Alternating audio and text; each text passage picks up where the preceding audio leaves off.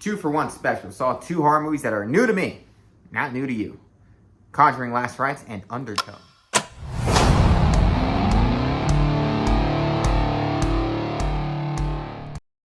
So, Conjuring Last Rites first. Positives, Patrick Wilson and Vera Farmiga are super likable. They're very good actors. And you really just get sucked into their characters because their relationship and stuff like that. It's very well handled, This movie has some good scares finally. I hate the scares of this universe. Some good subtle scares that weren't jumping in your face or loud sound effects. A good moment with the phone line getting caught into the closet. A basement scene that was very freaky. Some good makeup effects.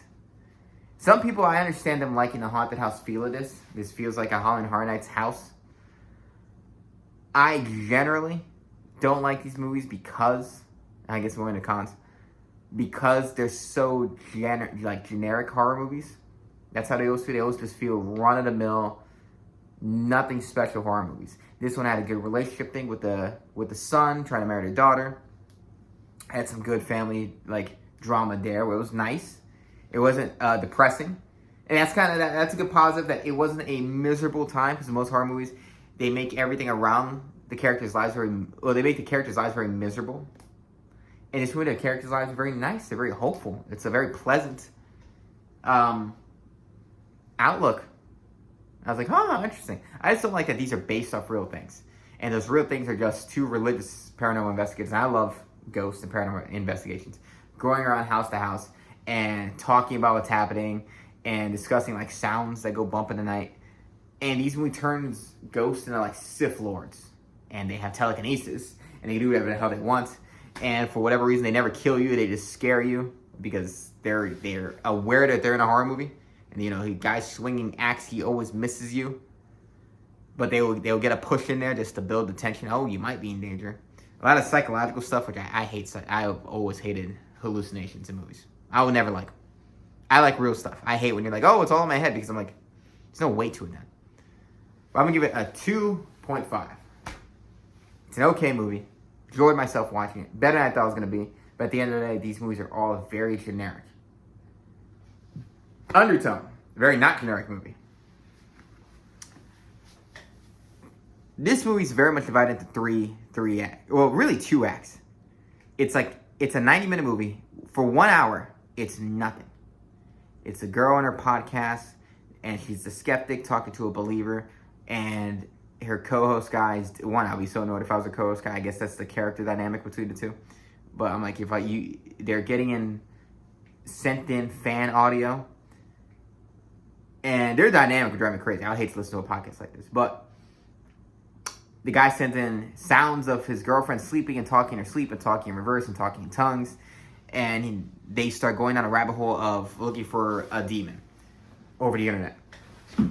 I wanted this to be about ghosts. That's what I thought it was going to be. I thought it was going to be a girl in her haunted house listening to EVPs.